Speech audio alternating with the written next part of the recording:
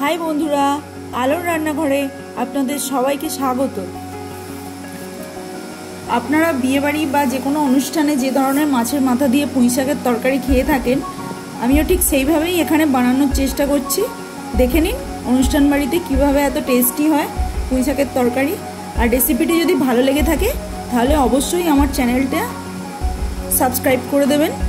চলুন দেখে নেওয়া যাক। প্রথমে আমি কড়াইতে তেল দিয়ে নিয়েছি, এরপর মাছের মাথাগুলো ভেজে নেব।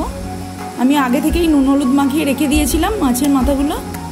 এবারে উল্টে দিলাম, এক পিঠটা হয়ে গেছে।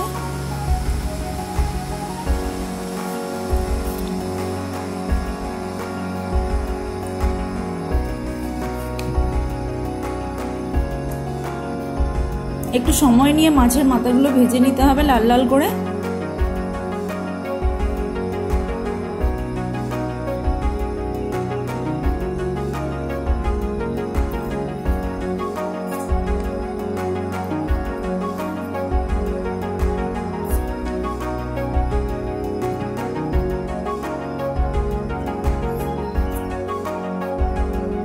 মাছের মাথাগুলো ভাজা হয়ে গেছে, এবার আমি তুলে নিলাম।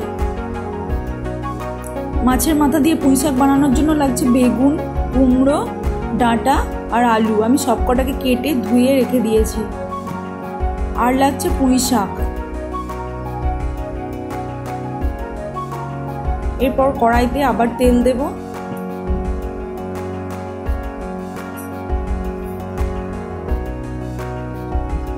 এর মধ্যে দুটো শুকনো লঙ্কা ফোড়ন দিলাম। এরপরে দেব তেজপাতা, হাফ টিস্পুন মতো পাঁচ ফোড়ন দিলাম। এরপরে দেব দুটো পেঁয়াজ কেটে রেখেছিলাম মাঝারি সাইজের, সেটা দিয়ে দিলাম। পেঁয়াজগুলো বেশ একটু লাল লাল করে ভাজা হবে। এরপরে দেব 1 টেবিল স্পুন রসুন।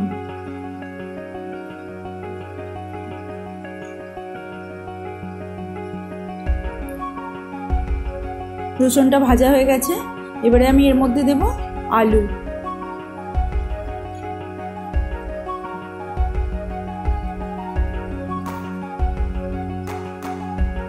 আলুগুলো এর সাথে কষে একটু ভাজতে হবে। তারপরে দেব কুমড়ো,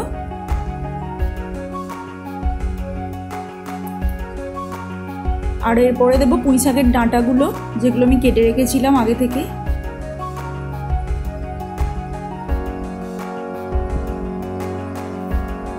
এবারে ভালো করে সবগুলো ভাজতে হবে।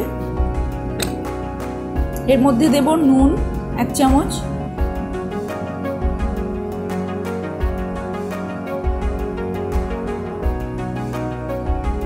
আপনারা চাইলে সবজিগুলো আলাদা করে ভাজতে পারেন। আমি তেল কম লাগবে বলে এর মধ্যেই সমস্ত কিছু দিয়ে একসাথে ভাজাটা করছি। এরপরে বেগুনগুলো দিয়ে দেব।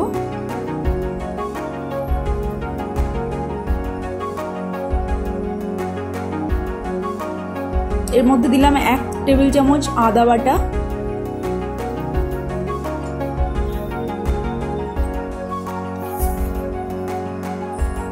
আবার ভালো করে কষতে হবে।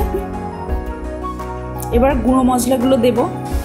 1 টেবিল স্পুন লঙ্কা গুঁড়ো, 1 টেবিল স্পুন জিরে গুঁড়ো, 1 টেবিল স্পুন ধনে গুঁড়ো, আর 1 টেবিল স্পুন হলুদ গুঁড়ো, আর হাফ টেবিল স্পুন নুন দিলাম। এবারে সবগুলো মিলিয়ে আরও ভালো করে কষে নিতে হবে।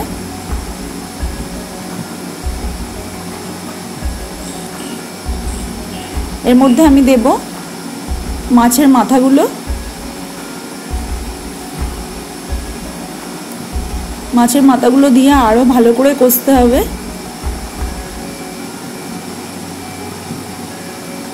মাছের মাথাগুলো একটু ভেঙে ভেঙে দিতে হবে যাতে ভালো করে এগুলোর সাথে মিশে যায়।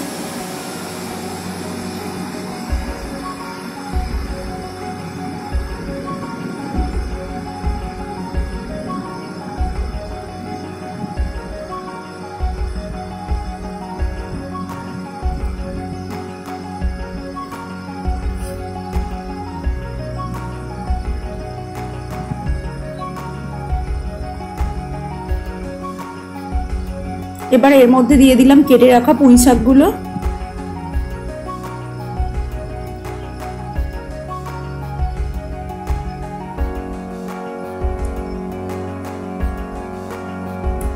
পুঁই শাকগুলো এর সাথে কষতে হবে ভালো করে।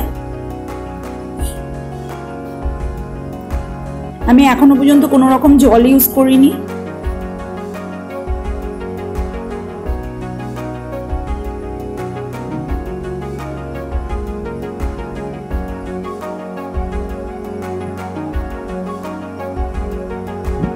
ভালো করে কষা হয়ে গেছে।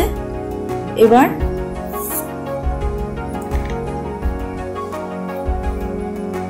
এর মধ্যে আমি হাফ কাপ জল দিলাম। খুব সামান্যই জল দিয়েছি। এরপর চাপা দিয়ে দিলাম। মিনিট 15 পরে পুঁই শাকটা এই অবস্থায় আসবে। এবারে দেখে নেব সেদ্ধ হয়েছে কি। আর এর মধ্যে দিলাম 3 চামচ চিনি।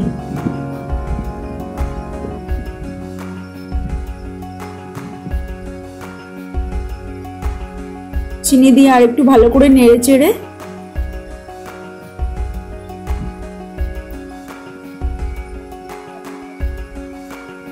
তরকারিটা আর একটু সেদ্ধ হবে।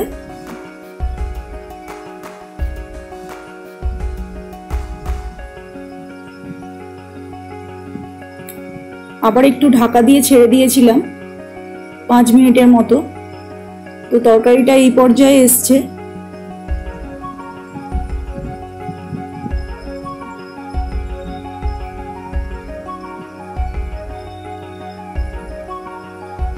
আমি কোনো রকম জল ইউজ করিনি, ওই একটুখানি জল লাগবে।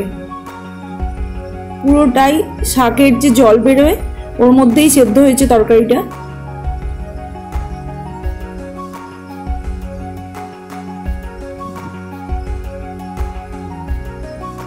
তরকারিটা মোটামুটি হয়ে এসছে। এবার নামাবো আমি। দেখুন বন্ধুরা, তরকারিটা এরকম হবে। আপনারা যদি চান অকেশনালি বাড়িতে বানাতে পারেন। আর যদি ভালো লেগে থাকে তাহলে অবশ্যই কমেন্টে জানাবেন এবং চ্যানেলটি সাবস্ক্রাইব করে দেবেন। ধন্যবাদ।